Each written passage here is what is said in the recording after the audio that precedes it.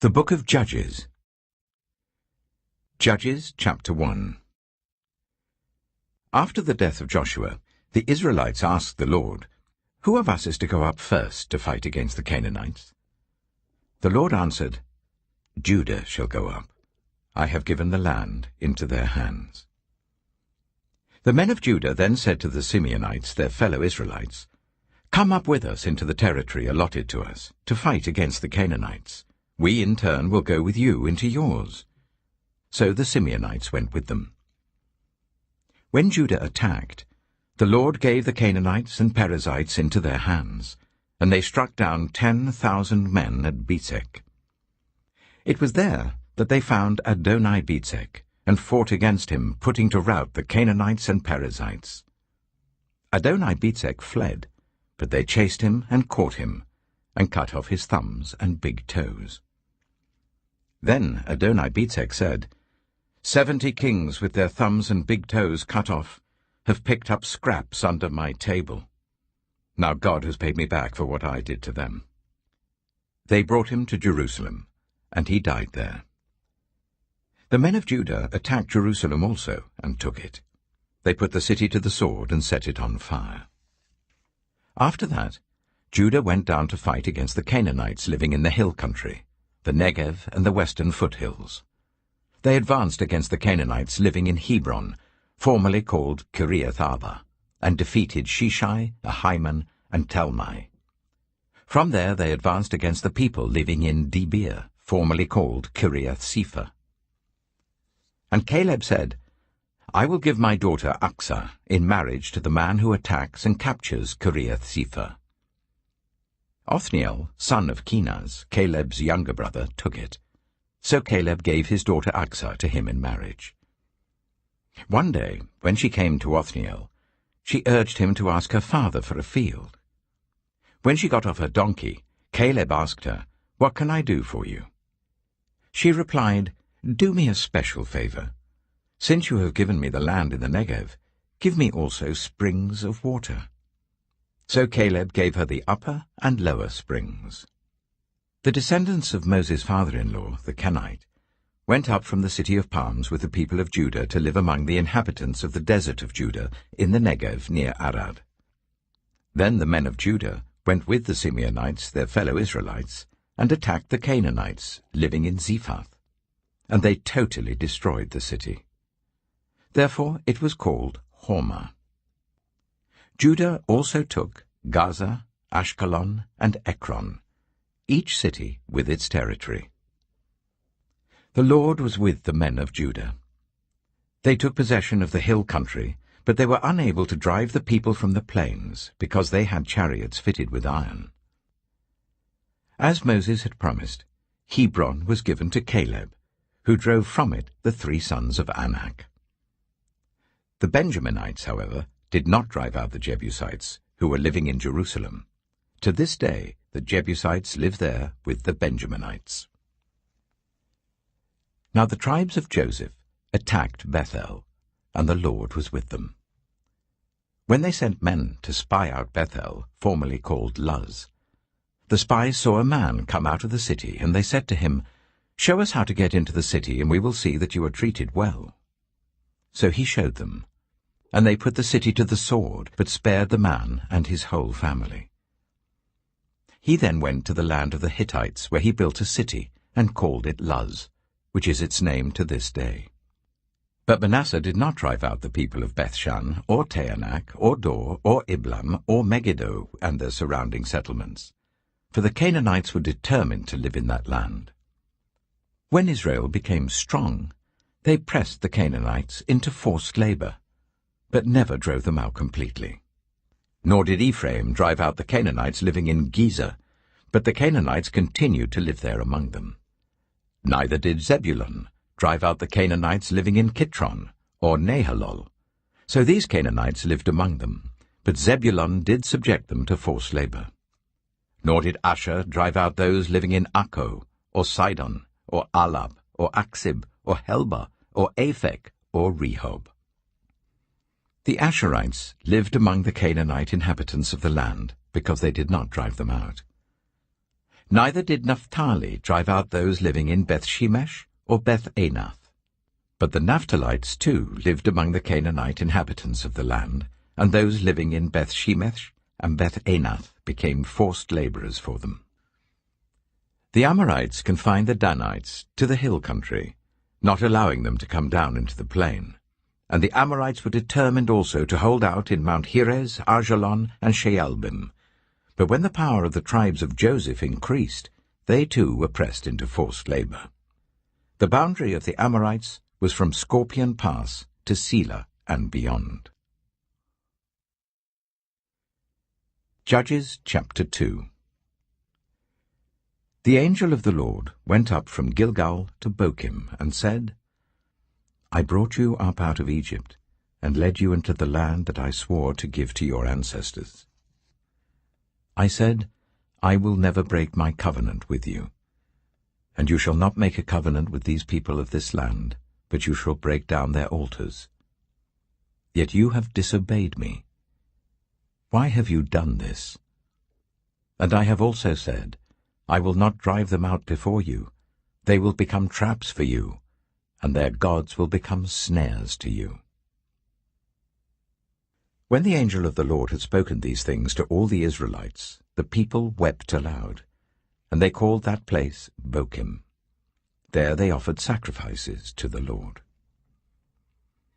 After Joshua had dismissed the Israelites, they went to take possession of the land, each to their own inheritance.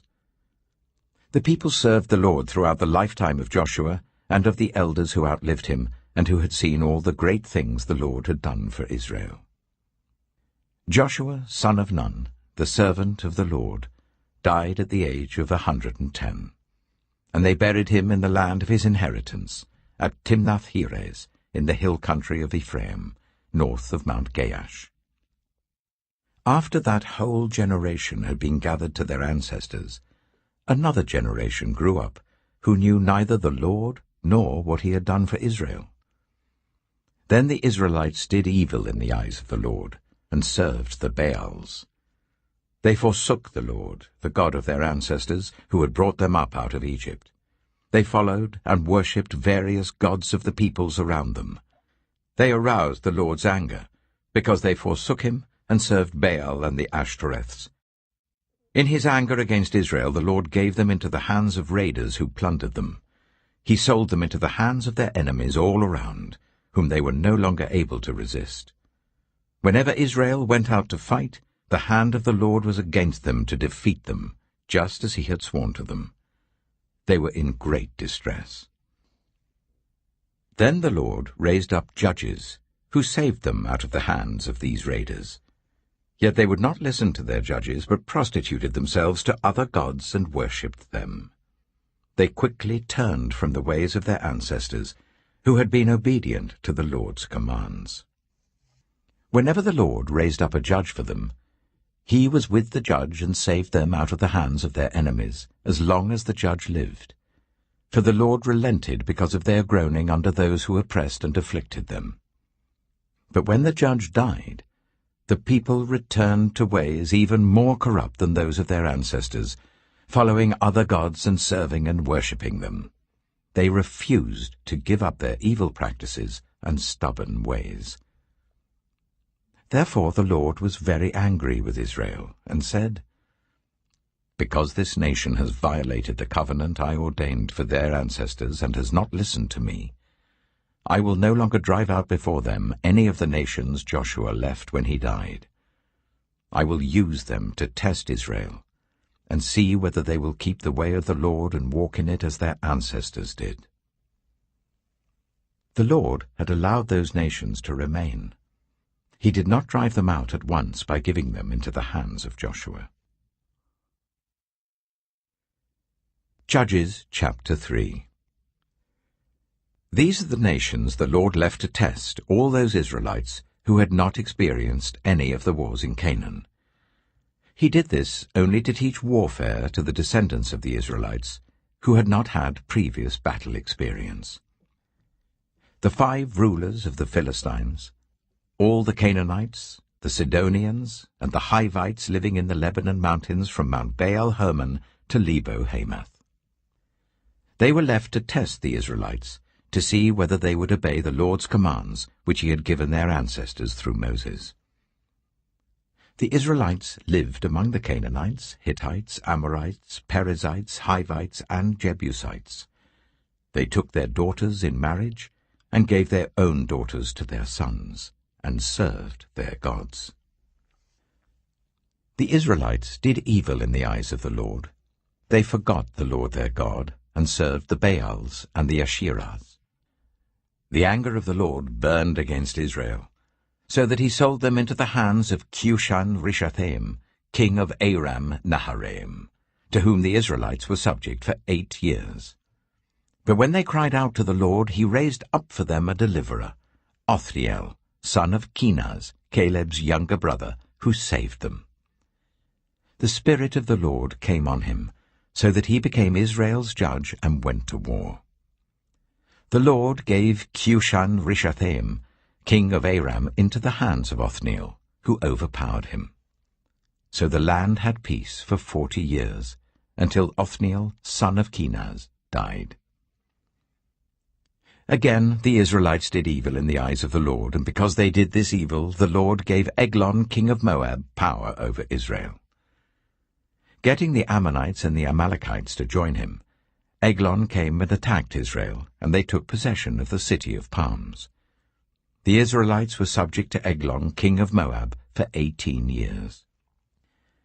Again the Israelites cried out to the Lord, and he gave them a deliverer, Ehud, a left-handed man, the son of Gera the Benjaminite. The Israelites sent him with tribute to Eglon, king of Moab. Now Ehud had made a double-edged sword about a cubit long, which he strapped to his right thigh under his clothing. He presented the tribute to Eglon, king of Moab, who was a very fat man. After Ehud had presented the tribute, he sent on their way those who had carried it. But on reaching the stone images near Gilgal, he himself went back to Eglon and said, "Your Majesty, I have a secret message for you." The king said to his attendants, "Leave us," and they all left. Ehud then approached him while he was sitting alone in the upper room of his palace and said, "I have a message from God for you." As the king rose from his seat, Ehud reached with his left hand, drew the sword from his right thigh, and plunged it into the king's belly. Even the handle sank in after the blade, and his bowels discharged. Ehud did not pull the sword out, and the fat closed in over it. Then Ehud went out to the porch. He shut the doors of the upper room behind him and locked them. After he had gone, the servants came and found the doors of the upper room locked. They said, "He must be relieving himself in the inner room of the palace." They waited to the point of embarrassment, but when he did not open the doors of the room, they took a key and unlocked them.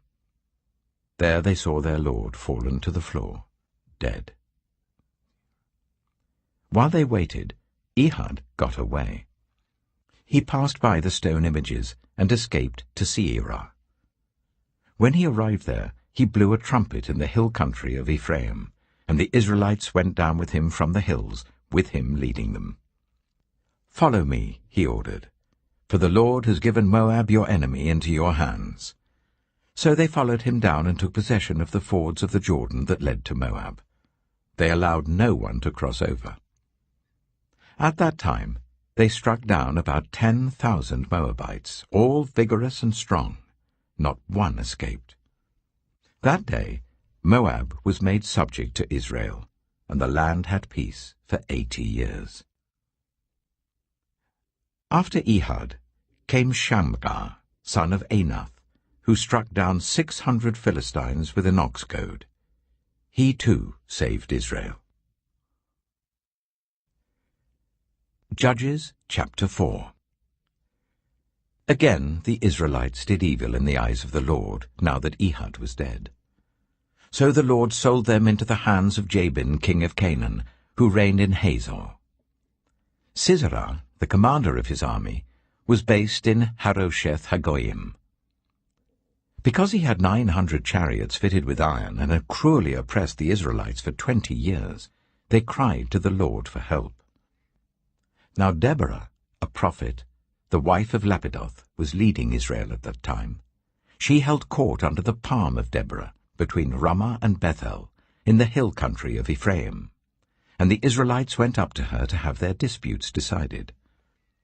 She sent for Barak, son of Abinoam, from Kedesh in Naphtali, and said to him, "The Lord, the God of Israel, commands you, Go, take with you 10,000 men of Naphtali and Zebulun, and lead them to Mount Tabor. I will lead Sisera, the commander of Jabin's army, with his chariots and his troops, to the river Kishon, and give him into your hands." Barak said to her, "If you go with me, I will go. But if you don't go with me, I won't go." "Certainly I will go with you," said Deborah. "But because of the course you are taking, the honor will not be yours, for the Lord will deliver Sisera into the hands of a woman." So Deborah went with Barak to Kedesh. There Barak summoned Zebulun and Naphtali, and 10,000 men went up under his command. Deborah also went up with him. Now Heber the Kenite had left the other Kenites, the descendants of Hobab, Moses' brother-in-law, and pitched his tent by the great tree in Zaanannim near Kedesh.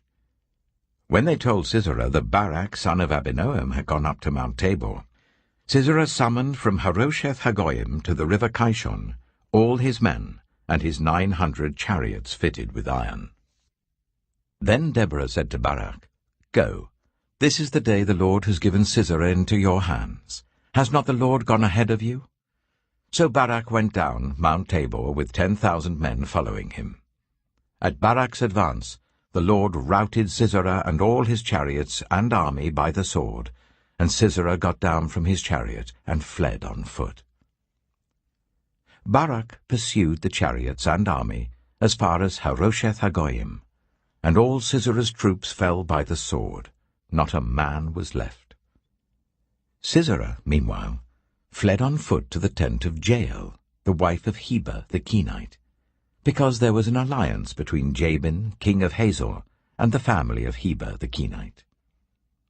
Jael went out to meet Sisera and said to him, "Come, my lord, come right in, don't be afraid." So he entered her tent, and she covered him with a blanket. "I'm thirsty," he said. "Please give me some water." She opened a skin of milk, gave him a drink, and covered him up. "Stand in the doorway of the tent," he told her. "If someone comes and asks you, 'Is anyone in there?' say no." But Jael, Heber's wife, picked up a tent peg and a hammer, and went quietly to him while he lay fast asleep, exhausted. She drove the peg through his temple into the ground, and he died. Just then Barak came by in pursuit of Sisera, and Jael went out to meet him. "Come," she said, "I will show you the man you're looking for." So he went in with her, and there lay Sisera with the tent peg through his temple, dead. On that day God subdued Jabin, king of Canaan, before the Israelites. And the hand of the Israelites pressed harder and harder against Jabin, king of Canaan, until they destroyed him. Judges chapter 5. On that day Deborah and Barak, son of Abinoam, sang this song. When the princes in Israel take the lead, when the people willingly offer themselves, praise the Lord. Hear this, you kings, listen, you rulers. I, even I, will sing to the Lord. I will praise the Lord, the God of Israel, in song. When you, Lord, went out from Seir, when you marched from the land of Edom, the earth shook, the heavens poured, the clouds poured down water. The mountains quaked before the Lord, the one of Sinai, before the Lord, the God of Israel. In the days of Shamgar, son of Anath, in the days of Jael, the highways were abandoned, travelers took to winding paths. Villagers in Israel would not fight. They held back until I, Deborah, arose, until I arose, a mother in Israel. God chose new leaders when war came to the city gates, but not a shield or spear was seen among 40,000 in Israel. My heart is with Israel's princes, with the willing volunteers among the people. Praise the Lord. You who ride on white donkeys, sitting on your saddle blankets, and you who walk along the road, consider the voice of the singers at the watering places. They recite the victories of the Lord, the victories of his villages in Israel. Then the people of the Lord went down to the city gates. Wake up, Deborah. Wake up, break out in song. Arise, Barak, take captive your captives, son of Abinoam. The remnant of the nobles came down. The people of the Lord came down to me against the mighty. Some came from Ephraim, whose roots were in Amalek. Benjamin was with the people who followed you. From Machir, captains came down. From Zebulun, those who bear a commander's staff. The princes of Issachar were with Deborah. Yes, Issachar was with Barak, sent under his command into the valley. In the districts of Reuben there was much searching of heart. Why did you stay among the sheepfolds to hear the whistling for the flocks? In the districts of Reuben there was much searching of heart. Gilead stayed beyond the Jordan. And Dan, why did he linger by the ships? Asher remained on the coast and stayed in his coves. The people of Zebulun risked their very lives. So did Naphtali on the terraced fields. Kings came, they fought. The kings of Canaan fought. At Taanach, by the waters of Megiddo, they took no plunder of silver. From the heavens the stars fought. From their courses they fought against Sisera. The river Kishon swept them away, the age-old river, the river Kishon. March on, my soul, be strong. Then thundered the horses' hooves, galloping, galloping go his mighty steeds. Curse Meroz, said the angel of the Lord, curse its people bitterly, because they did not come to help the Lord against the mighty. Most blessed of women be Jael, the wife of Heber the Kenite, most blessed of tent-dwelling women. He asked for water, and she gave him milk. In a bowl fit for nobles she brought him curdled milk. Her hand reached for the tent peg, her right hand for the workman's hammer. She struck Sisera, she crushed his head, she shattered and pierced his temple. At her feet he sank, he fell. There he lay. At her feet he sank, he fell. Where he sank, there he fell. Dead. Through the window peered Sisera's mother. Behind the lattice she cried out, "Why is his chariot so long in coming? Why is the clatter of his chariots delayed?" The wisest of her ladies answer her. Indeed, she keeps saying to herself, "Are they not finding and dividing the spoils, a woman or two for each man? Colourful garments as plunder for Sisera, colourful garments embroidered, highly embroidered garments for my neck, all this as plunder." So may all your enemies perish, O Lord, but may all who love you be like the sun when it rises in its strength. Then the land had peace for 40 years. Judges chapter 6. The Israelites did evil in the eyes of the Lord, and for 7 years he gave them into the hands of the Midianites. Because the power of Midian was so oppressive, the Israelites prepared shelters for themselves in mountain clefts, caves, and strongholds.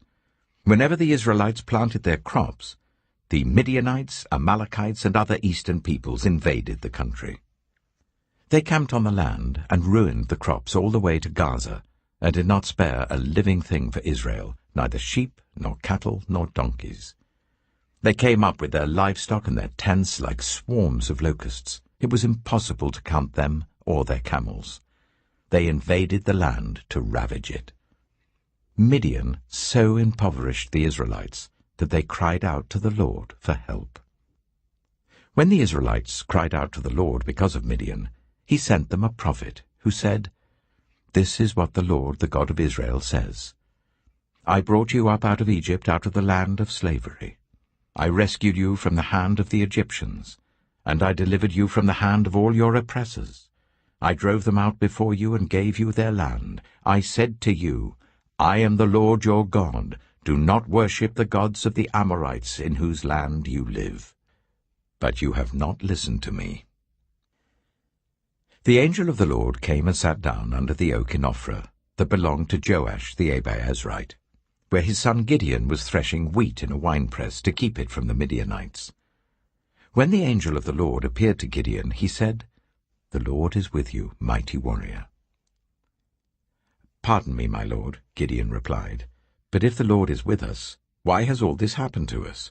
Where are all his wonders that our ancestors told us about when they said, 'Did not the Lord bring us up out of Egypt?' But now the Lord has abandoned us and given us into the hand of Midian." The Lord turned to him and said, "Go in the strength you have, and save Israel out of Midian's hand. Am I not sending you?" "Pardon me, my lord," Gideon replied, "but how can I save Israel? My clan is the weakest in Manasseh, and I am the least in my family." The Lord answered, "I will be with you, and you will strike down all the Midianites, leaving none alive."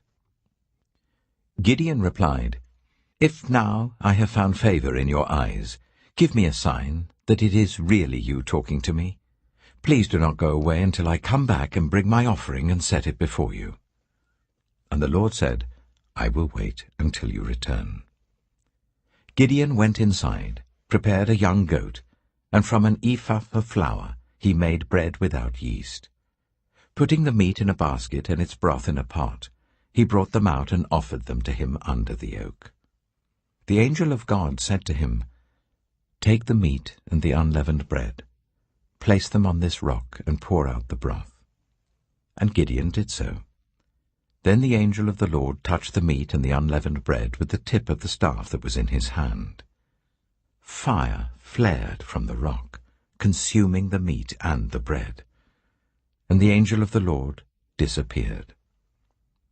When Gideon realized that it was the angel of the Lord, he exclaimed, "Alas, sovereign Lord, I have seen the angel of the Lord face to face."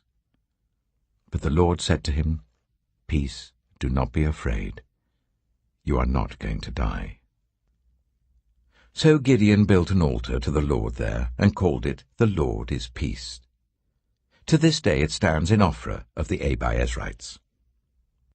That same night the Lord said to him, "Take the second bull from your father's herd, the one 7 years old. Tear down your father's altar to Baal, and cut down the Asherah pole beside it. Then build a proper kind of altar to the Lord your God on the top of this height. Using the wood of the Asherah pole that you cut down, offer the second bull as a burnt offering." So Gideon took 10 of his servants and did as the Lord told him. But because he was afraid of his family and the townspeople, he did it at night rather than in the daytime. In the morning, when the people of the town got up, there was Baal's altar demolished, with the Asherah pole beside it cut down and the second bull sacrificed on the newly built altar. They asked each other, "Who did this?" When they carefully investigated, they were told, "Gideon, son of Joash, did it." The people of the town demanded of Joash, "Bring out your son. He must die because he has broken down Baal's altar and cut down the Asherah pole beside it." But Joash replied to the hostile crowd around him, "Are you going to plead Baal's cause? Are you trying to save him? Whoever fights for him shall be put to death by morning. If Baal really is a god, he can defend himself when someone breaks down his altar." So because Gideon broke down Baal's altar, they gave him the name Jerubbaal that day, saying, "Let Baal contend with him." Now all the Midianites, Amalekites, and other eastern peoples joined forces and crossed over the Jordan and camped in the valley of Jezreel. Then the Spirit of the Lord came on Gideon, and he blew a trumpet, summoning the Abiezrites to follow him. He sent messengers throughout Manasseh, calling them to arms, and also into Asher, Zebulun, and Naphtali, so that they too went up to meet them. Gideon said to God, "If you will save Israel by my hand as you have promised, look, I will place a wool fleece on the threshing floor. If there is dew only on the fleece and all the ground is dry, then I will know that you will save Israel by my hand as you said." And that is what happened. Gideon rose early the next day. He squeezed the fleece and wrung out the dew, a bowlful of water. Then Gideon said to God, "Do not be angry with me. Let me make just one more request. Allow me one more test with the fleece, but this time make the fleece dry, and let the ground be covered with dew." That night God did so. Only the fleece was dry. All the ground was covered with dew. Judges chapter 7. Early in the morning, Jerubbaal, that is Gideon, and all his men camped at the spring of Harod. The camp of Midian was north of them in the valley near the hill of Moreh. The Lord said to Gideon, "You have too many men. I cannot deliver Midian into their hands, or Israel would boast against me. My own strength has saved me.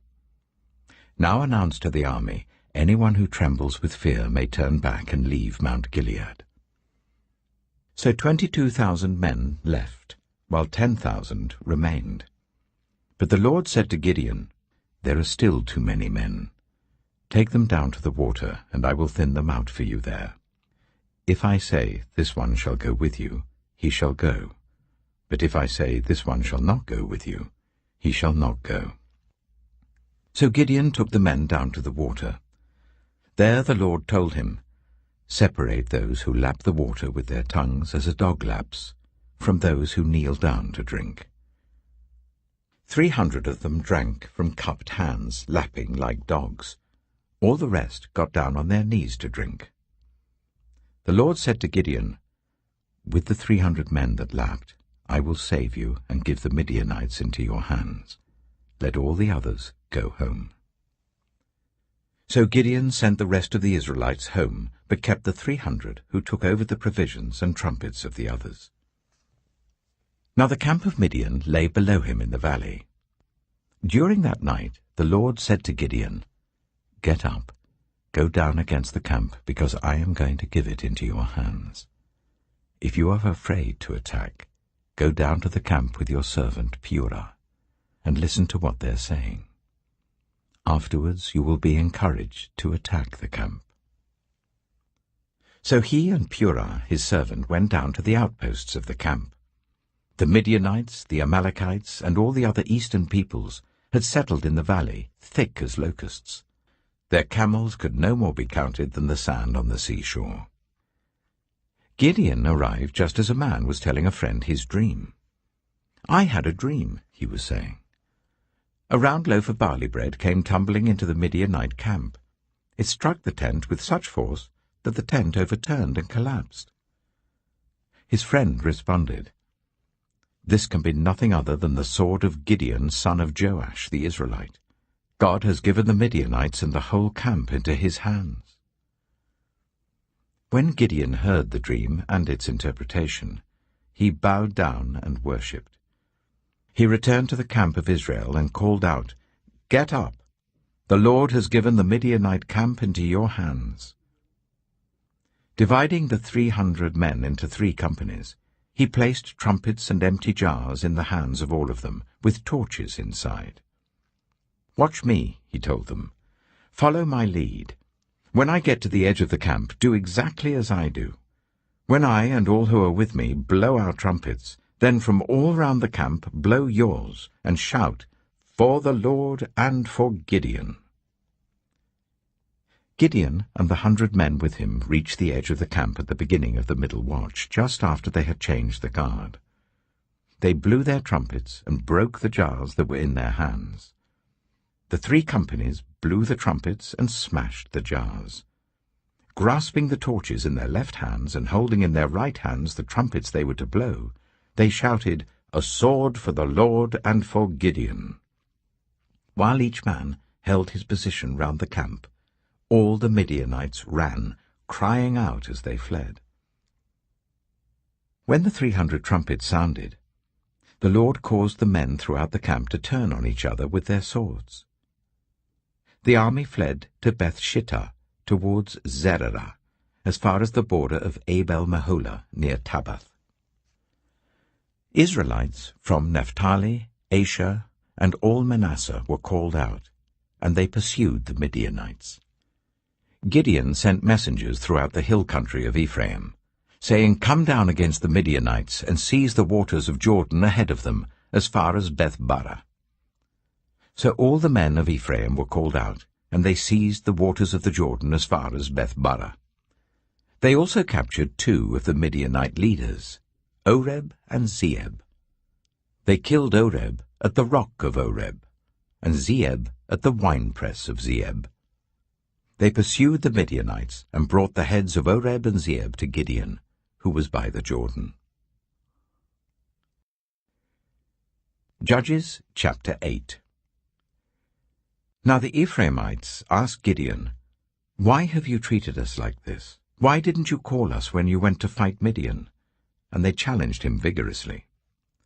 But he answered them, "What have I accomplished compared to you? Aren't the gleanings of Ephraim's grapes better than the full grape harvest of Abiezer? God gave Oreb and Zeeb, the Midianite leaders, into your hands. What was I able to do compared to you?" At this, their resentment against him subsided. Gideon and his 300 men, exhausted yet keeping up the pursuit, came to the Jordan and crossed it. He said to the men of Succoth, "Give my troops some bread. They are worn out, and I am still pursuing Zebah and Zalmunna, the kings of Midian." But the officials of Succoth said, "Do you already have the hands of Zebah and Zalmunna in your possession? Why should we give bread to your troops?" Then Gideon replied, "Just for that, when the Lord has given Zebah and Zalmunna into my hand, I will tear your flesh with desert thorns and briars." From there he went up to Peniel, and made the same request of them. But they answered as the men of Succoth had. So he said to the men of Peniel, "When I return in triumph, I will tear down this tower." Now Zebah and Zalmunna were in Karkor with a force of about 15,000 men, all that were left of the armies of the eastern peoples. 120,000 swordsmen had fallen. Gideon went up by the route of the nomads east of Nobah and Jogbehah, and attacked the unsuspecting army. Zebah and Zalmunna, the 2 kings of Midian, fled, but he pursued them and captured them, routing their entire army. Gideon, son of Joash, then returned from the battle by the pass of Heres. He caught a young man of Succoth and questioned him, and the young man wrote down for him the names of the 77 officials of Succoth, the elders of the town. Then Gideon came and said to the men of Succoth, "Here are Zebah and Zalmunna, about whom you taunted me by saying, 'Do you already have the hands of Zebah and Zalmunna in your possession? Why should we give bread to your exhausted men?'" He took the elders of the town and taught the men of Succoth a lesson, by punishing them with desert thorns and briars. He also pulled down the tower of Peniel, and killed the men of the town. Then he asked Zebah and Zalmunna, "What kind of men did you kill at Tabor?" "Men like you," they answered, each one with the bearing of a prince. Gideon replied, "Those were my brothers, the sons of my own mother. As surely as the Lord lives, if you had spared their lives, I would not kill you." Turning to Jether, his eldest son, he said, "Kill them." But Jether did not draw his sword because he was only a boy and was afraid. Zebah and Zalmunna said, "Come, do it yourself. As is the man, so is his strength." So Gideon stepped forward and killed them, and took the ornaments off their camels' necks. The Israelites said to Gideon, "Rule over us, you, your son, and your grandson, because you have saved us from the hand of Midian." But Gideon told them, "I will not rule over you, nor will my son rule over you. The Lord will rule over you." And he said, "I do have one request, that each of you give me an earring from your share of the plunder." It was the custom of the Ishmaelites to wear gold earrings. They answered, "We'll be glad to give them." So they spread out a garment, and each of them threw a ring from his plunder onto it. The weight of the gold rings he asked for came to 1,700 shekels, not counting the ornaments, the pendants, and the purple garments worn by the kings of Midian, or the chains that were on their camels' necks. Gideon made the gold into an ephod, which he placed in Ophrah, his town. All Israel prostituted themselves by worshipping it there, and it became a snare to Gideon and his family. Thus Midian was subdued before the Israelites, and did not raise its head again. During Gideon's lifetime, the land had peace for 40 years. Jerubbaal, son of Joash, went back home to live. He had 70 sons of his own, for he had many wives. His concubine, who lived in Shechem, also bore him a son, whom he named Abimelech. Gideon, son of Joash, died at a good old age, and was buried in the tomb of his father Joash in Ophrah of the Abiezrites. No sooner had Gideon died than the Israelites again prostituted themselves to the Baals. They set up Baal-Berith as their god, and did not remember the Lord their God, who had rescued them from the hands of all their enemies on every side. They also failed to show any loyalty to the family of Jerubbaal, that is Gideon, in spite of all the good things he had done for them. Judges chapter 9. Abimelech, son of Jerubbaal, went to his mother's brothers in Shechem and said to them and to all his mother's clan, "Ask all the citizens of Shechem, which is better for you, to have all 70 of Jerubbaal's sons rule over you, or just one man? Remember, I am your flesh and blood." When the brothers repeated all this to the citizens of Shechem, they were inclined to follow Abimelech, for they said, "He is related to us." They gave him 70 shekels of silver from the temple of Baal-Berith, and Abimelech used it to hire reckless scoundrels who became his followers. He went to his father's home in Ophrah, and on one stone murdered his 70 brothers, the sons of Jerubbaal. But Jotham, the youngest son of Jerubbaal, escaped by hiding. Then all the citizens of Shechem and Beth Millo gathered beside the great tree at the pillar in Shechem to crown Abimelech king.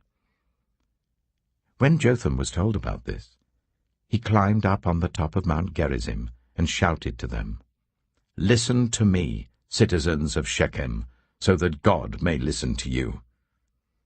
One day the trees went out to anoint a king for themselves. They said to the olive tree, "Be our king." But the olive tree answered, "Should I give up my oil, by which both gods and humans are honored, to hold sway over the trees?" Next, the trees said to the fig tree, "Come and be our king." But the fig tree replied, "Should I give up my fruit so good and sweet, to hold sway over the trees?" Then the trees said to the vine, "Come and be our king." But the vine answered, "Should I give up my wine, which cheers both gods and humans, to hold sway over the trees?" Finally, all the trees said to the thorn bush, "Come and be our king." The thorn bush said to the trees, "If you really want to anoint me king over you, come and take refuge in my shade. But if not, then let fire come out of the thorn bush and consume the cedars of Lebanon." Have you acted honorably and in good faith by making Abimelech king?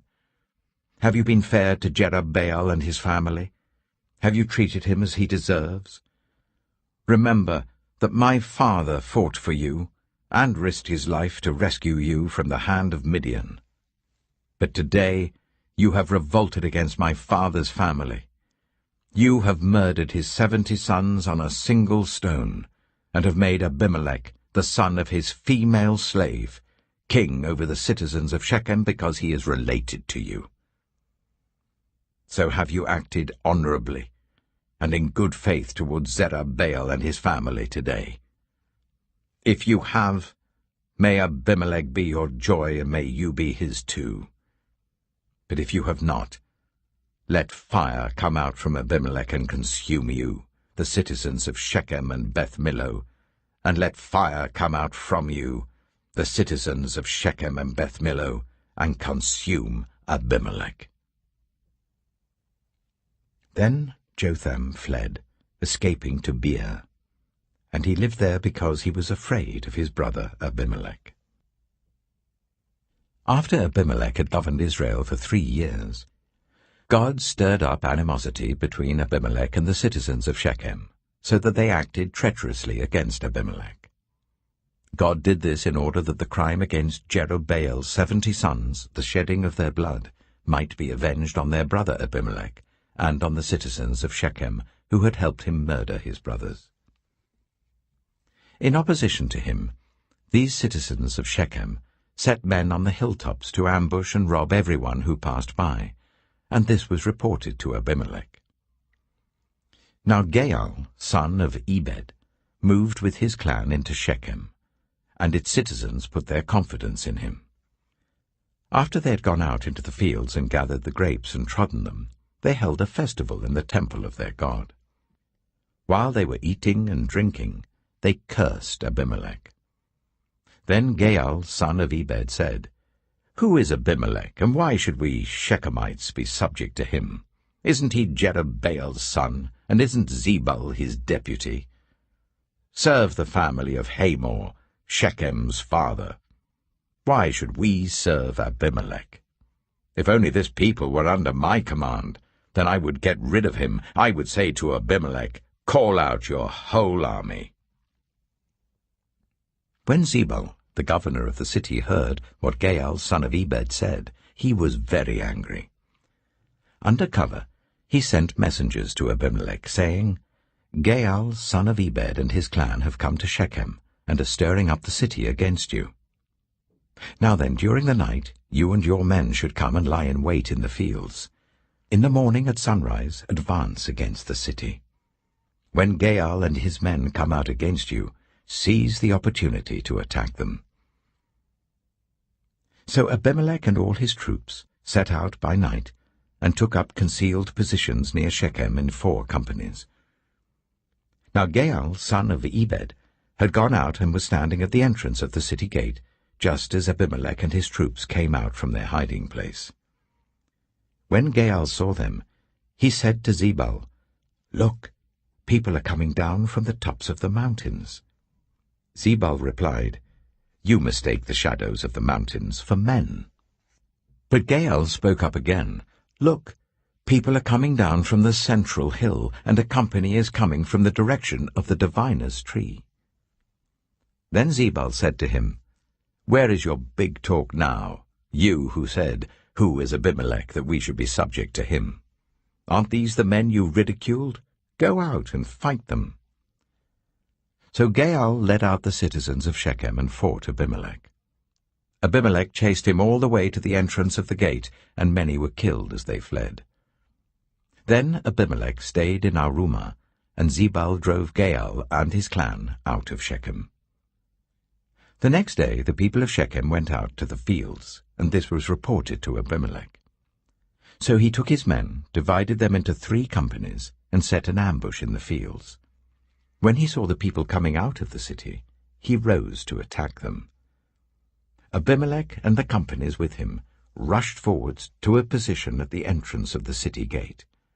Then 2 companies attacked those in the fields and struck them down. All that day Abimelech pressed his attack against the city until he had captured it and killed its people. Then he destroyed the city and scattered salt over it. On hearing this, the citizens in the tower of Shechem went into the stronghold of the temple of El-Berith. When Abimelech heard that they had assembled there, he and all his men went up Mount Zalmon. He took an axe and cut off some branches, which he lifted to his shoulders. He ordered the men with him, "Quick, do what you have seen me do." So all the men cut branches and followed Abimelech. They piled them against the stronghold and set it on fire with the people still inside. So all the people in the tower of Shechem, about 1,000 men and women, also died. Next Abimelech went to Thebez and besieged it and captured it. Inside the city, however, was a strong tower to which all the men and women, all the people of the city, had fled. They had locked themselves in and climbed up on the tower roof. Abimelech went to the tower and attacked it. But as he approached the entrance to the tower to set it on fire, a woman dropped an upper millstone on his head and cracked his skull. Hurriedly he called to his armor-bearer, "Draw your sword and kill me, so that they can't say, 'A woman killed him.'" So his servant ran him through, and he died. When the Israelites saw that Abimelech was dead, they went home. Thus God repaid the wickedness that Abimelech had done to his father by murdering his 70 brothers. God also made the people of Shechem pay for all their wickedness. The curse of Jotham, son of Jerubbaal, came on them. Judges chapter 10. After the time of Abimelech, a man of Issachar named Tola, son of Puah, the son of Dodo, rose to save Israel. He lived in Shamir, in the hill country of Ephraim. He led Israel for 23 years. Then he died and was buried in Shamir. He was followed by Jair of Gilead, who led Israel for 22 years. He had 30 sons who rode 30 donkeys. They controlled 30 towns in Gilead, which to this day are called Havoth-Jair. When Jair died, he was buried in Canaan. Again the Israelites did evil in the eyes of the Lord. They served the Baals and the Ashtoreths, and the gods of Aram, the gods of Sidon, the gods of Moab, the gods of the Ammonites, and the gods of the Philistines. And because the Israelites forsook the Lord and no longer served him, he became angry with them. He sold them into the hands of the Philistines and the Ammonites, who that year shattered and crushed them. For 18 years they oppressed all the Israelites on the east side of the Jordan in Gilead, the land of the Amorites. The Ammonites also crossed the Jordan to fight against Judah, Benjamin, and Ephraim. Israel was in great distress. Then the Israelites cried out to the Lord, "We have sinned against you, forsaking our God and serving the Baals." The Lord replied, "When the Egyptians, the Amorites, the Ammonites, the Philistines, the Sidonians, the Amalekites, and the Maonites oppressed you, and you cried to me for help, did I not save you from their hands? But you have forsaken me and served other gods, so I will no longer save you. Go and cry out to the gods you have chosen. Let them save you when you are in trouble." But the Israelites said to the Lord, "We have sinned. Do with us whatever you think best, but please rescue us now." Then they got rid of the foreign gods among them and served the Lord, and he could bear Israel's misery no longer. When the Ammonites were called to arms and camped in Gilead, the Israelites assembled and camped at Mizpah. The leaders of the people of Gilead said to each other, "Whoever will take the lead in attacking the Ammonites will be head over all who live in Gilead." Judges chapter 11. Jephthah, the Gileadite, was a mighty warrior. His father was Gilead. His mother was a prostitute. Gilead's wife also bore him sons, and when they were grown up, they drove Jephthah away. "You are not going to get any inheritance in our family," they said, "because you are the son of another woman." So Jephthah fled from his brothers and settled in the land of Tob, where a gang of scoundrels gathered around him and followed him. Some time later, when the Ammonites were fighting against Israel, the elders of Gilead went to get Jephthah from the land of Tob. "Come," they said, "be our commander, so we can fight the Ammonites." Jephthah said to them, "Didn't you hate me and drive me from my father's house? Why do you come to me now when you are in trouble?"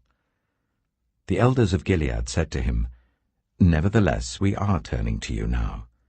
Come with us to fight the Ammonites, and you will be head over all of us who live in Gilead."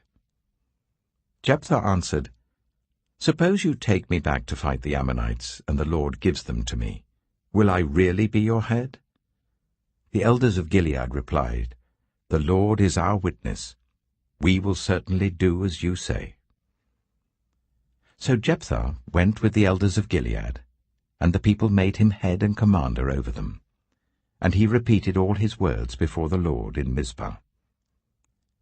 Then Jephthah sent messengers to the Ammonite king with the question, "What do you have against me that you have attacked my country?" The king of the Ammonites answered Jephthah's messengers, "When Israel came up out of Egypt, they took away my land from the Arnon to the Jabbok, all the way to the Jordan. Now give it back, peaceably." Jephthah sent messengers back to the Ammonite king, saying, "This is what Jephthah says.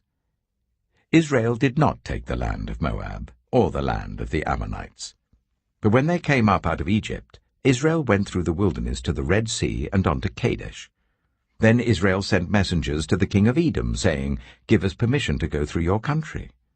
But the king of Edom would not listen. They sent also to the king of Moab, and he refused.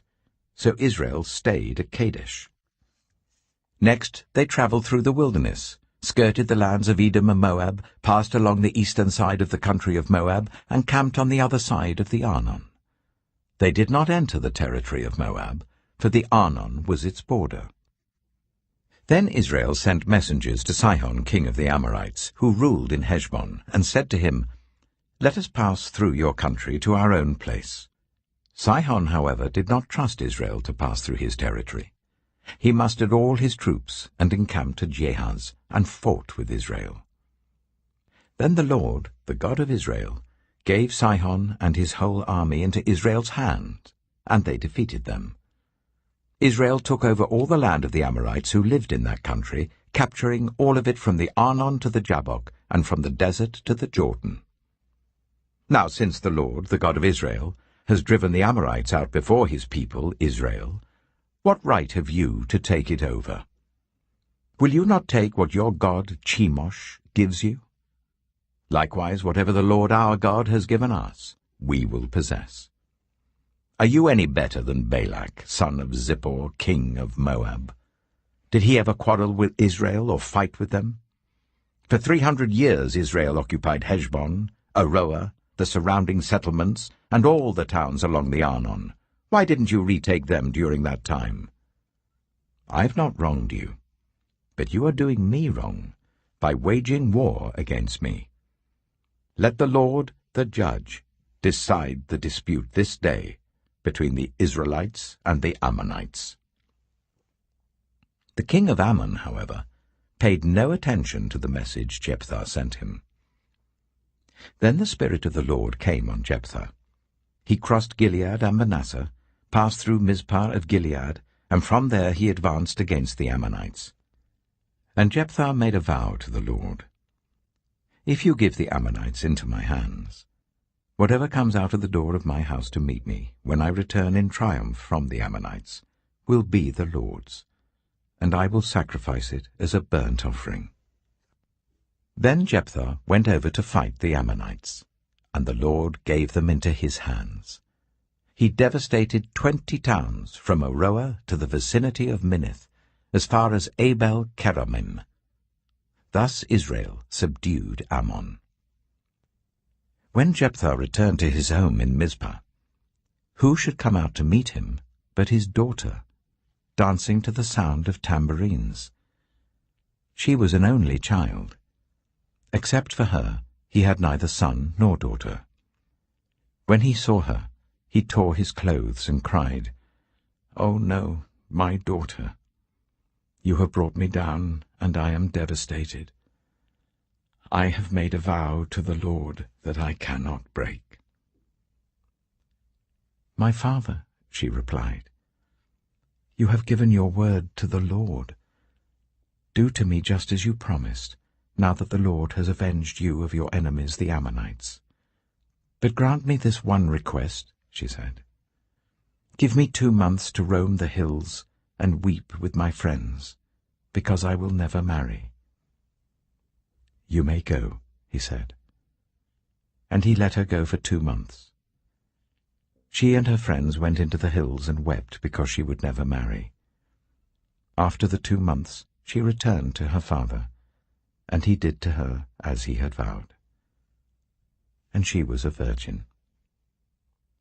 From this comes the Israelite tradition that each year the young women of Israel go out for 4 days to commemorate the daughter of Jephthah the Gileadite. Judges chapter 12. The Ephraimite forces were called out, and they crossed over to Zaphon. They said to Jephthah, "Why did you go to fight the Ammonites without calling us to go with you? We're going to burn down your house over your head." Jephthah answered, "I and my people were engaged in a great struggle with the Ammonites, and although I called, you didn't save me out of their hands. When I saw that you wouldn't help, I took my life in my hands and crossed over to fight the Ammonites, and the Lord gave me victory over them. Now why have you come up today to fight me?" Jephthah then called together the men of Gilead and fought against Ephraim. The Gileadites struck them down because the Ephraimites had said, "You Gileadites are renegades from Ephraim and Manasseh." The Gileadites captured the fords of the Jordan leading to Ephraim.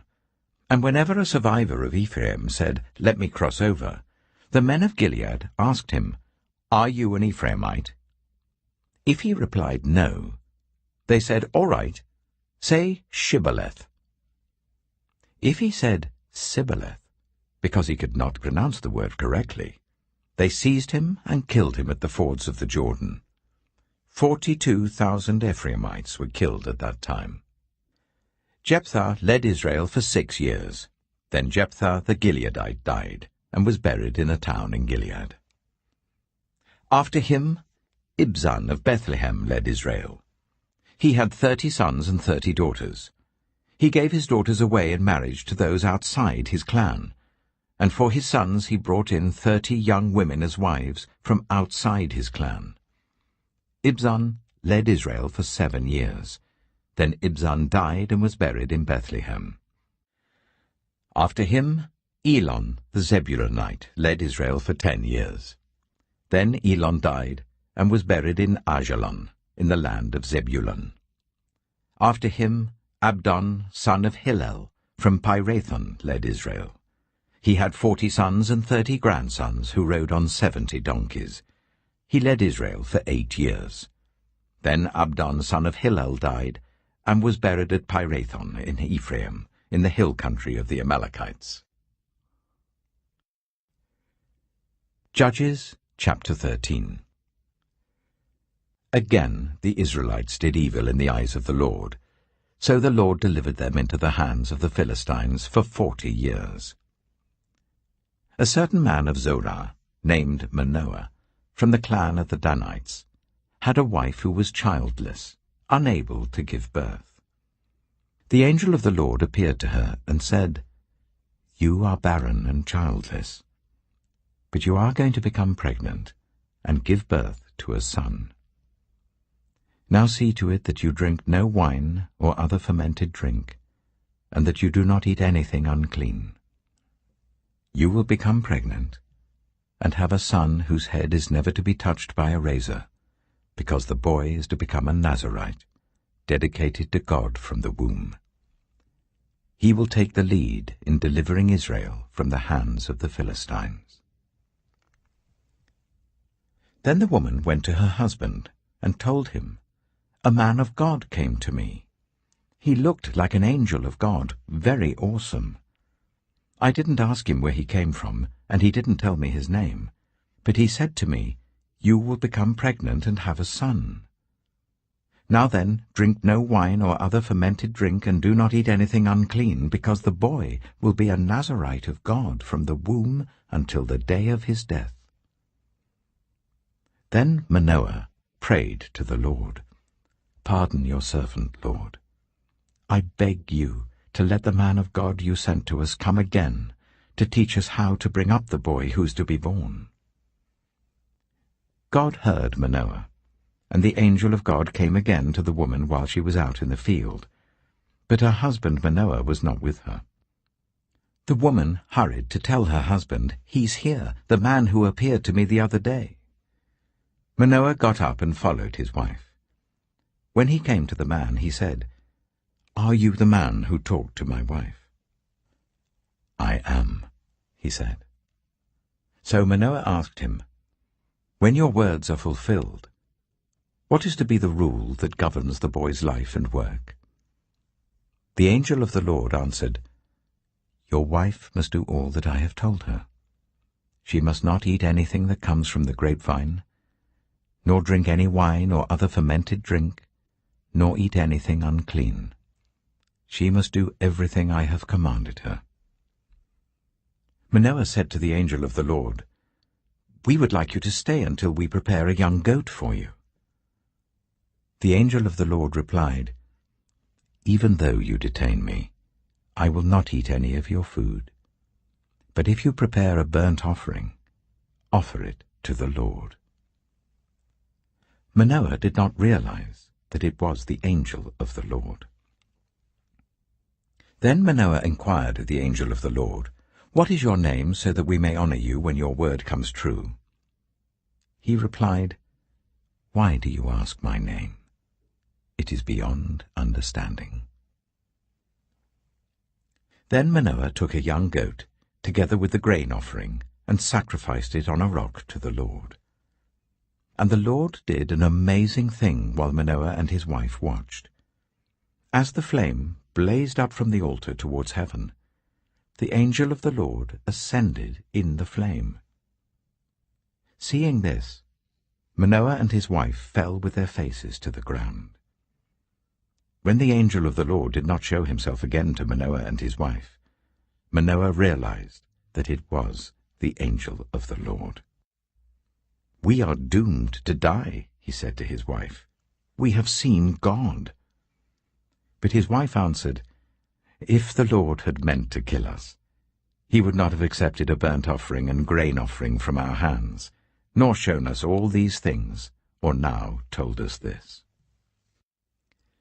The woman gave birth to a boy and named him Samson. He grew, and the Lord blessed him. And the Spirit of the Lord began to stir him while he was in Mahaneh-dan, between Zorah and Eshtaol. Judges chapter 14. Samson went down to Timnah, and saw there a young Philistine woman. When he returned, he said to his father and mother, "I have seen a Philistine woman in Timnah. Now get her for me as my wife." His father and mother replied, "Isn't there an acceptable woman among your relatives or among all our people? Must you go to the uncircumcised Philistines to get a wife?" But Samson said to his father, "Get her for me. She's the right one for me." His parents did not know that this was from the Lord, who was seeking an occasion to confront the Philistines, for at that time they were ruling over Israel. Samson went down to Timnah together with his father and mother. As they approached the vineyards of Timnah, suddenly a young lion came roaring towards him. The Spirit of the Lord came powerfully upon him, so that he tore the lion apart with his bare hands, as he might have torn a young goat. But he told neither his father nor his mother what he had done. Then he went down and talked with the woman, and he liked her. Some time later, when he went back to marry her, he turned aside to look at the lion's carcass, and in it he saw a swarm of bees and some honey. He scooped out the honey with his hands and ate as he went along. When he rejoined his parents, he gave them some, and they too ate it. But he did not tell them that he had taken the honey from the lion's carcass. Now his father went down to see the woman, and there Samson held a feast, as was customary for young men. When the people saw him, they chose 30 men to be his companions. "Let me tell you a riddle," Samson said to them. "If you can give me the answer within the 7 days of the feast, I will give you 30 linen garments and 30 sets of clothes. If you can't tell me the answer, you must give me 30 linen garments and 30 sets of clothes." "Tell us your riddle," they said. "Let's hear it." He replied, "Out of the eater, something to eat. Out of the strong, something sweet." For 3 days they could not give the answer. On the 4th day they said to Samson's wife, "Coax your husband into explaining the riddle for us, or we will burn you and your father's household to death. Did you invite us here to steal our property?" Then Samson's wife threw herself on him, sobbing, "You hate me. You don't really love me. You've given my people a riddle, but you haven't told me the answer." "I haven't even explained it to my father or mother," he replied, "so why should I explain it to you?" She cried the whole 7 days of the feast. So on the 7th day he finally told her, because she continued to press him. She, in turn, explained the riddle to her people. Before sunset on the 7th day, the men of the town said to him, "What is sweeter than honey? What is stronger than a lion?" Samson said to them, "If you had not ploughed with my heifer, you would not have solved my riddle." Then the Spirit of the Lord came powerfully upon him. He went down to Ashkelon, struck down 30 of their men, stripped them of everything, and gave their clothes to those who had explained the riddle. Burning with anger, he returned to his father's home, and Samson's wife was given to one of his companions who had attended him at the feast. Judges chapter 15. Later on, at the time of wheat harvest, Samson took a young goat and went to visit his wife. He said, "I'm going to my wife's room," but her father would not let him go in. "I was so sure you hated her," he said, "that I gave her to your companion. Isn't her younger sister more attractive? Take her instead." Samson said to them, "This time I have a right to get even with the Philistines. I will really harm them." So he went out and caught 300 foxes, and tied them tail to tail in pairs. He then fastened a torch to every pair of tails, lit the torches, and let the foxes loose in the standing corn of the Philistines. He burned up the shocks and standing corn, together with the vineyards and olive groves. When the Philistines asked, "Who did this?" they were told, "Samson, the Timnite's son-in-law, because his wife was given to his companion." So the Philistines went up and burned her and her father to death. Samson said to them, "Since you have acted like this, I swear that I won't stop until I get my revenge on you." He attacked them viciously and slaughtered many of them. Then he went down and stayed in a cave in the rock of Etam. The Philistines went up and camped in Judah, spreading out near Lehi. The people of Judah asked, "Why have you come to fight us?" "We've come to take Samson prisoner," they answered, "to do to him as he did to us." Then 3,000 men from Judah went down to the cave in the rock of Etam and said to Samson, "Don't you realize that the Philistines are rulers over us? What have you done to us?" He answered, "I merely did to them what they did to me." They said to him, "We've come to tie you up and hand you over to the Philistines." Samson said, "Swear to me that you won't kill me yourselves." "Agreed," they answered. "We will only tie you up and hand you over to them. We will not kill you." So they bound him with 2 new ropes and led him up from the rock. As he approached Lehi, the Philistines came towards him, shouting. The Spirit of the Lord came powerfully upon him.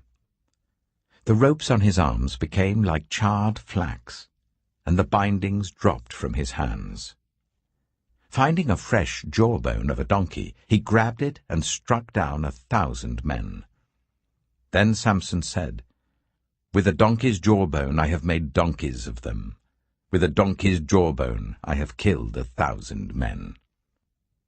When he finished speaking, he threw away the jawbone, and the place was called Ramath-Lehi. Because he was very thirsty, he cried out to the Lord, "You have given your servant this great victory. Must I now die of thirst and fall into the hands of the uncircumcised?" Then God opened up the hollow place in Lehi, and water came out of it. When Samson drank, his strength returned, and he revived. So the spring was called En-Hakkore, and it is still there in Lehi. Samson led Israel for 20 years in the days of the Philistines. Judges chapter 16. One day Samson went to Gaza, where he saw a prostitute. He went in to spend the night with her. The people of Gaza were told, "Samson is here." So they surrounded the place and lay in wait for him all night at the city gate. They made no move during the night, saying, "At dawn we will kill him." But Samson lay there only until the middle of the night. Then he got up and took hold of the doors of the city gate, together with the 2 posts, and tore them loose, bar and all. He lifted them to his shoulders and carried them to the top of the hill that faces Hebron. Some time later, he fell in love with a woman in the valley of Sorek, whose name was Delilah. The rulers of the Philistines went to her and said, "See if you can lure him into showing you the secret of his great strength, and how we can overpower him, so that we may tie him up and subdue him. Each one of us will give you 1,100 shekels of silver." So Delilah said to Samson, "Tell me the secret of your great strength, and how you can be tied up and subdued." Samson answered her, "If anyone ties me with 7 fresh bowstrings that have not been dried, I'll become as weak as any other man." Then the rulers of the Philistines brought her 7 fresh bowstrings that had not been dried, and she tied him with them. With men hidden in the room, she called to him, "Samson, the Philistines are upon you." But he snapped the bowstrings as easily as a piece of string snaps when it comes close to a flame. So the secret of his strength was not discovered. Then Delilah said to Samson, "You've made a fool of me. You lied to me. Come now, tell me how you can be tied." He said, "If anyone ties me securely with new ropes that have never been used, I'll become as weak as any other man." So Delilah took new ropes and tied him with them. Then, with men hidden in the room, she called to him, "Samson, the Philistines are upon you." But he snapped the ropes off his arms as if they were threads. Delilah then said to Samson, "All this time you've been making a fool of me and lying to me. Tell me how you can be tied." He replied, "If you weave the 7 braids of my head into the fabric on the loom and tighten it with a pin, I'll become as weak as any other man." So, while he was sleeping, Delilah took the 7 braids of his head, wove them into the fabric, and tightened it with a pin. Again she called to him, "Samson, the Philistines are upon you." He woke from his sleep and pulled up the pin and the loom with the fabric. Then she said to him, "How can you say, 'I love you,' when you won't confide in me? This is the 3rd time you've made a fool of me and haven't told me the secret of your great strength." With such nagging, she prodded him day after day until he was sick to death of it. So he told her everything. "No razor has ever been used on my head," he said, "because I've been a Nazirite dedicated to God from my mother's womb. If my head was shaved, my strength would leave me, and I would become as weak as any other man." When Delilah saw that he had told her everything, she sent word to the rulers of the Philistines, "Come back once more. He has told me everything." So the rulers of the Philistines returned with the silver in their hands. After putting him to sleep on her lap, she called for someone to shave off the 7 braids of his hair, and so began to subdue him. And his strength left him. Then she called, "Samson, the Philistines are upon you." He woke from his sleep and thought, "I'll go out as before and shake myself free." But he did not know that the Lord had left him. Then the Philistines seized him, gouged out his eyes, and took him down to Gaza. Binding him with bronze shackles, they set him to grinding corn in the prison. But the hair on his head began to grow again after it had been shaved. Now the rulers of the Philistines assembled to offer a great sacrifice to Dagon, their god, and to celebrate, saying, "Our God has delivered Samson our enemy into our hands." When the people saw him, they praised their God, saying, "Our God has delivered our enemy into our hands, the one who laid waste our land and multiplied our slain." While they were in high spirits, they shouted, "Bring out Samson to entertain us." So they called Samson out of the prison, and he performed for them. When they stood him among the pillars, Samson said to the servant who held his hands, "Put me where I can feel the pillars that support the temple, so that I may lean against them." Now the temple was crowded with men and women. All the rulers of the Philistines were there, and on the roof were about 3,000 men and women watching Samson perform. Then Samson prayed to the Lord, "Sovereign Lord, remember me. Please, God, strengthen me just once more, and let me with one blow get revenge on the Philistines for my 2 eyes." Then Samson reached towards the 2 central pillars on which the temple stood. Bracing himself against them, his right hand on the one and his left hand on the other, Samson said, "Let me die with the Philistines." Then he pushed with all his might, and down came the temple on the rulers and all the people in it.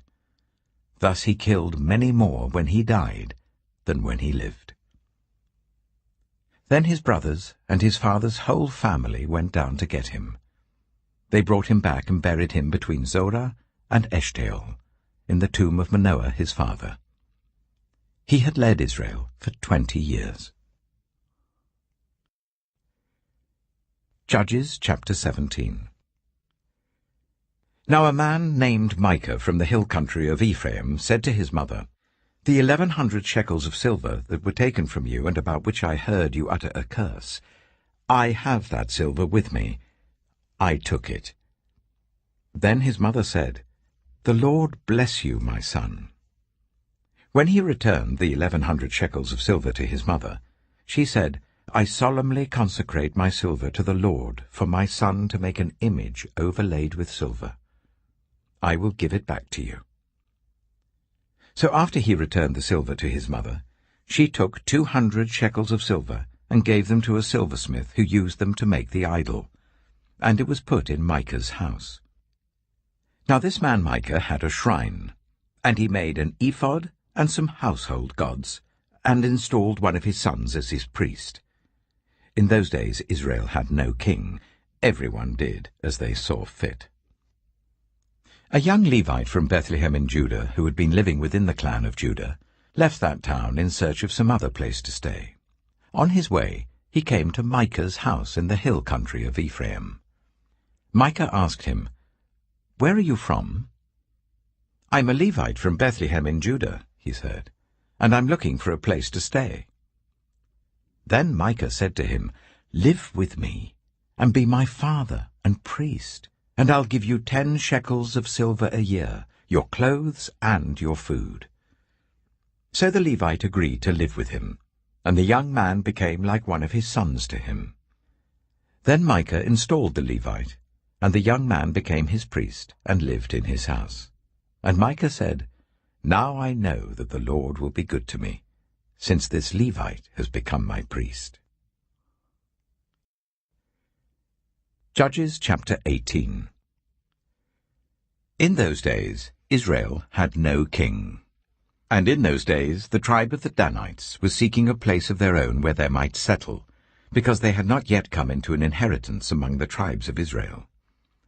So the Danites sent 5 of their leading men from Zorah and Eshtaol to spy out the land and explore it. These men represented all the Danites.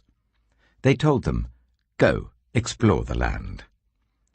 So they entered the hill country of Ephraim and came to the house of Micah, where they spent the night. When they were near Micah's house, they recognized the voice of the young Levite. So they turned in there and asked him, "Who brought you here? What are you doing in this place? Why are you here?" He told them what Micah had done for him, and said, "He has hired me, and I am his priest." Then they said to him, "Please inquire of God to learn whether our journey will be successful." The priest answered them, "Go in peace. Your journey has the Lord's approval." So the 5 men left and came to Laish, where they saw that the people were living in safety, like the Sidonians, at peace and secure.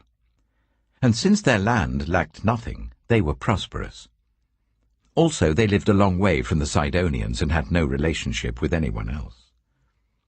When they returned to Zorah and Eshtaol, their fellow Danites asked them, "How did you find things?" They answered, "Come on, let's attack them. We have seen the land, and it is very good. Aren't you going to do something? Don't hesitate to go there and take it over. When you get there, you'll find an unsuspecting people and a spacious land that God has put into your hands, a land that lacks nothing whatever." Then 600 men of the Danites, armed for battle, set out from Zorah and Eshtaol. On their way they set up camp near Kiriath-Jearim in Judah. This is why the place west of Kiriath-Jearim is called Manahath-Dan to this day. From there they went on to the hill country of Ephraim and came to Micah's house. Then the 5 men who had spied out the land of Laish said to their fellow Danites, "Do you know that one of these houses has an ephod, some household gods, and an image overlaid with silver? Now you know what to do." So they turned in there and went to the house of the young Levite at Micah's place and greeted him. The 600 Danites, armed for battle, stood at the entrance of the gate. The 5 men who had spied out the land went inside and took the idol, the ephod, and the household gods, while the priest and 600 armed men stood at the entrance of the gate. When the 5 men went into Micah's house and took the idol, the ephod, and the household gods, the priest said to them, "What are you doing?" They answered him, "Be quiet, don't say a word. Come with us and be our father and priest. Isn't it better that you serve a tribe and clan in Israel as priest, rather than just one man's household?" The priest was very pleased. He took the ephod, the household gods, and the idol, and went along with the people. Putting their little children, their livestock, and their possessions in front of them, they turned away and left. When they had gone some distance from Micah's house, the men who lived near Micah were called together and overtook the Danites. As they shouted after them, the Danites turned and said to Micah, "What's the matter with you that you called out your men to fight?" He replied, "You took the gods I made, and my priest, and went away. What else do I have? How can you ask, 'What's the matter with you?'" The Danites answered, "Don't argue with us, or some of the men may get angry and attack you, and your family will lose your lives." So the Danites went their way, and Micah, seeing that they were too strong for him, turned round and went back home. Then they took what Micah had made, and his priest, and went on to Laish against a people at peace and secure. They attacked them with the sword and burned down their city. There was no one to rescue them because they lived a long way from Sidon and had no relationship with anyone else.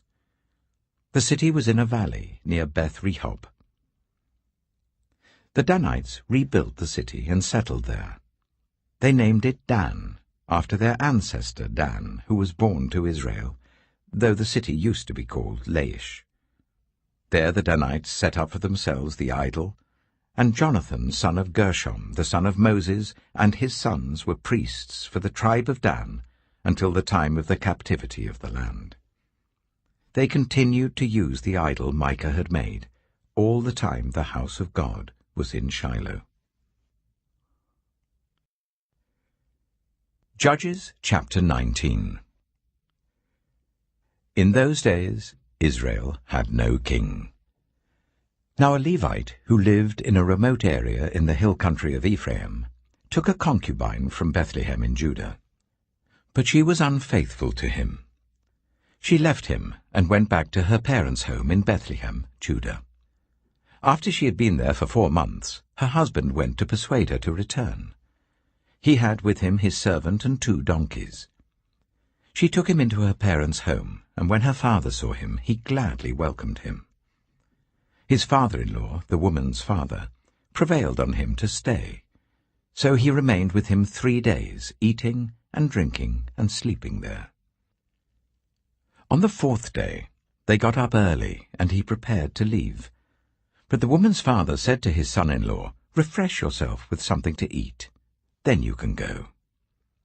So the 2 of them sat down to eat and drink together. Afterwards the woman's father said, "Please stay tonight and enjoy yourself." And when the man got up to go, his father-in-law persuaded him, so he stayed there that night. On the morning of the 5th day, when he rose to go, the woman's father said, "Refresh yourself. Wait till afternoon." So the 2 of them ate together. Then when the man with his concubine and his servant got up to leave, his father-in-law, the woman's father, said, "Now look, it's almost evening. Spend the night here. The day is nearly over. Stay and enjoy yourself. Early tomorrow morning you can get up and be on your way home." But, unwilling to stay another night, the man left and went towards Jebus, that is, Jerusalem, with his 2 saddled donkeys and his concubine. When they were near Jebus, and the day was almost gone, the servant said to his master, "Come, let's stop at this city of the Jebusites and spend the night." His master replied, "No, we won't go into any city whose people are not Israelites.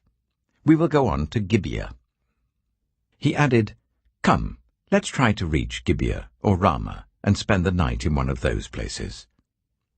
So they went on, and the sun set as they neared Gibeah in Benjamin.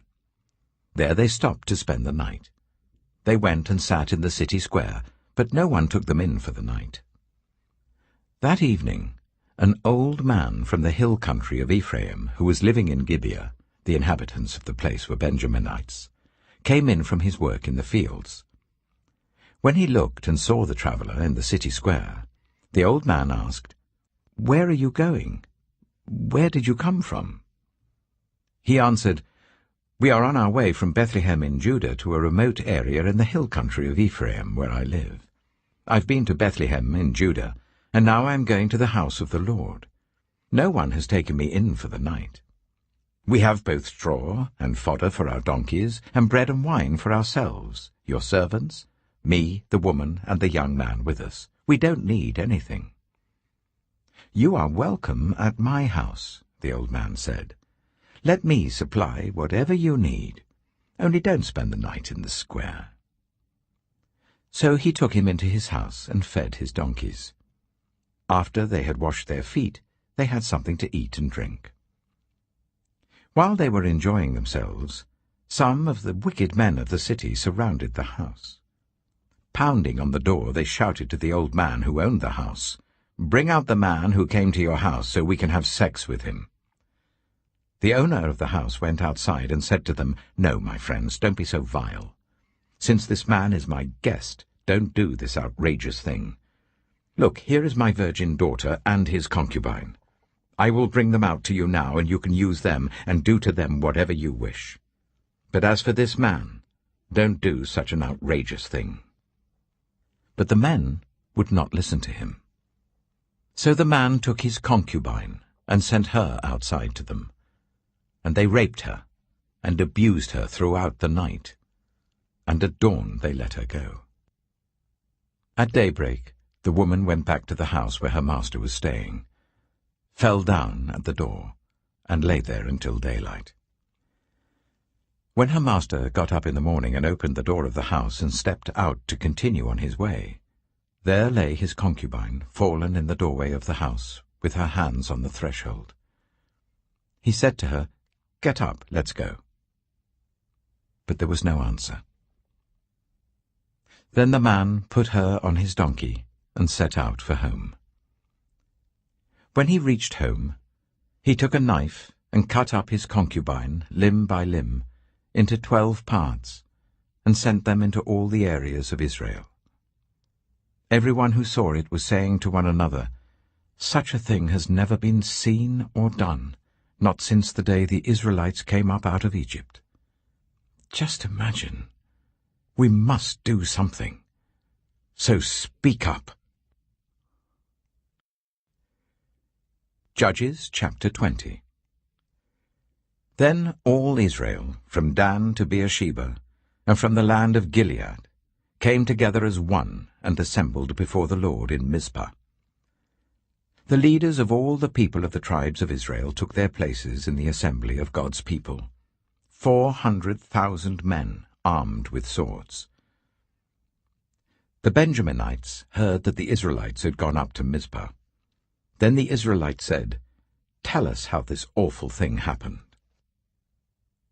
So the Levite, the husband of the murdered woman, said, "I and my concubine came to Gibeah in Benjamin to spend the night. During the night the men of Gibeah came after me and surrounded the house, intending to kill me. They raped my concubine, and she died.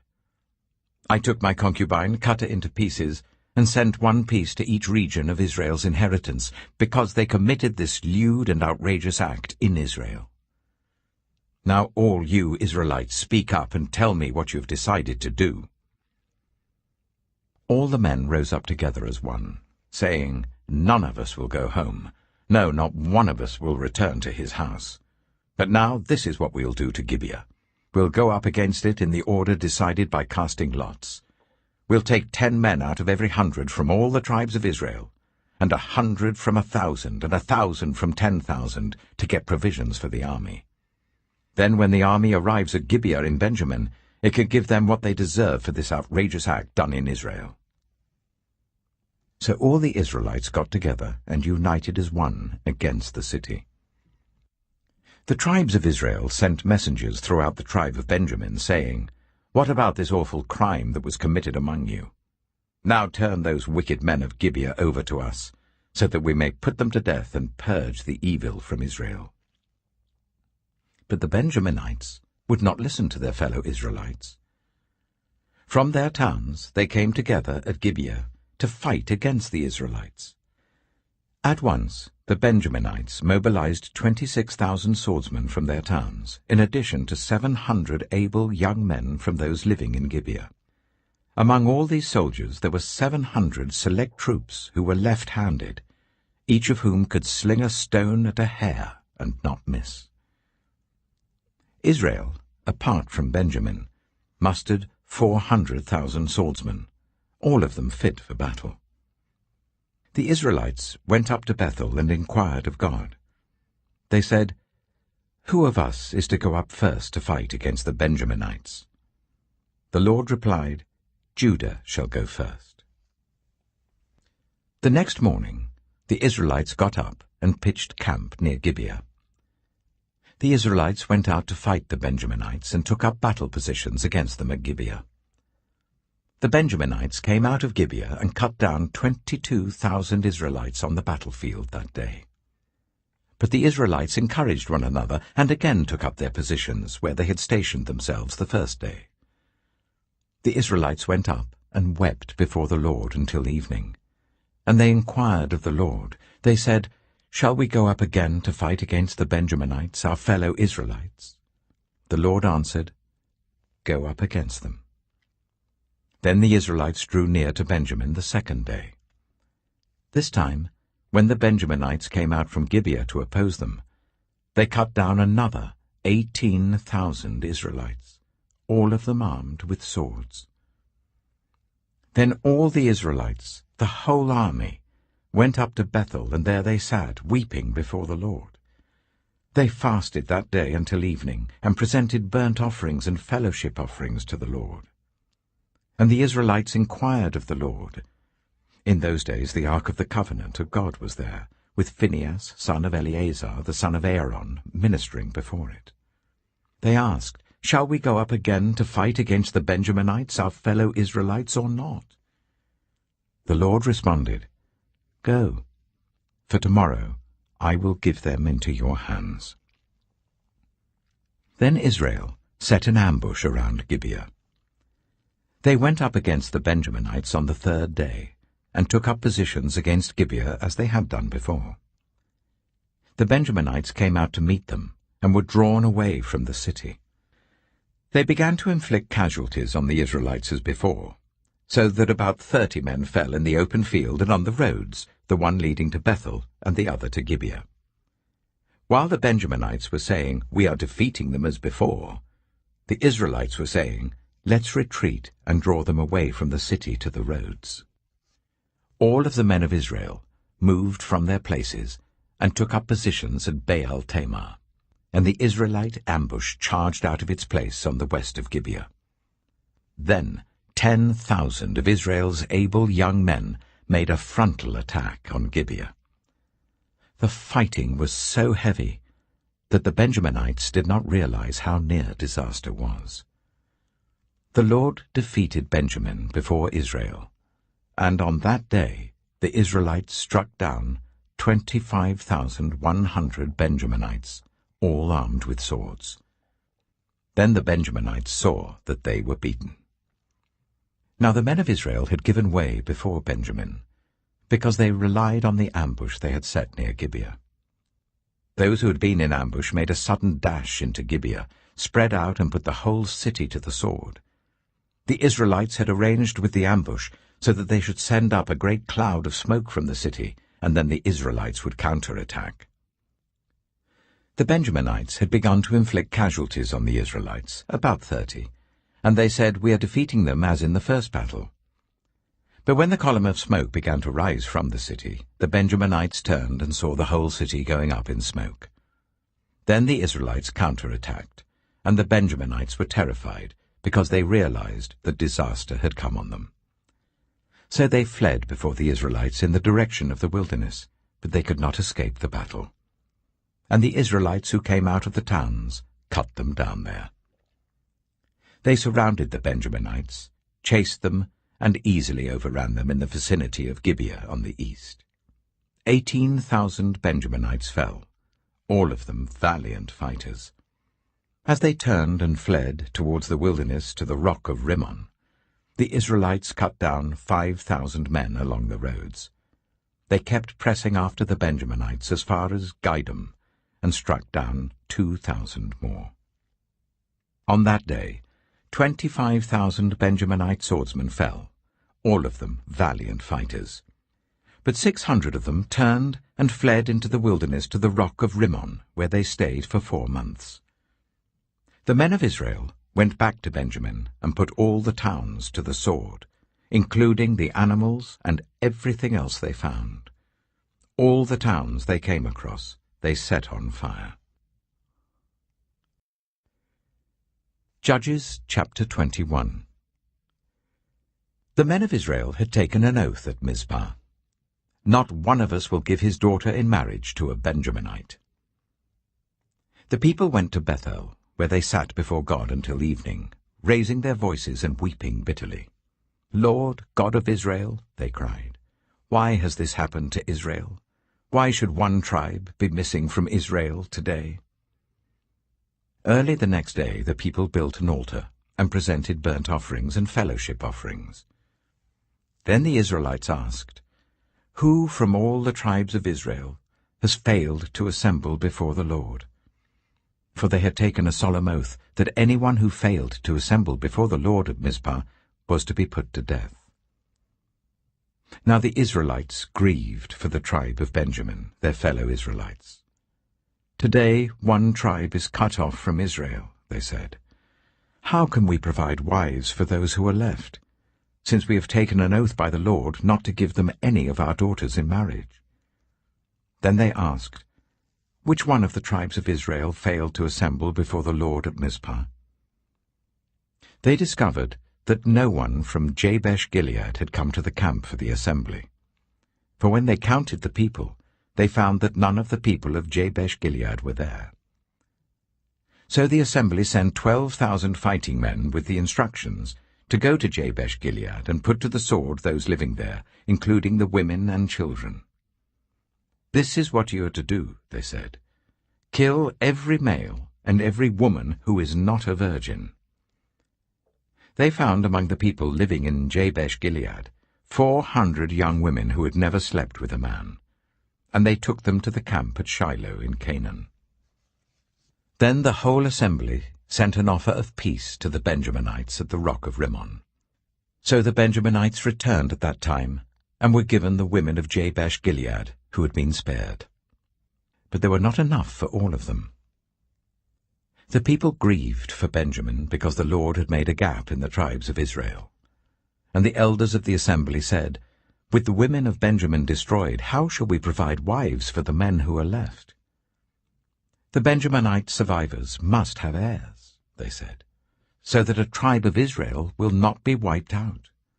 We can't give them our daughters as wives, since we Israelites have taken this oath, 'Cursed be anyone who gives a wife to a Benjaminite.' But look, there is the annual festival of the Lord in Shiloh, which lies north of Bethel, east of the road that goes from Bethel to Shechem and south of Lebonah." So they instructed the Benjaminites, saying, "Go and hide in the vineyards and watch.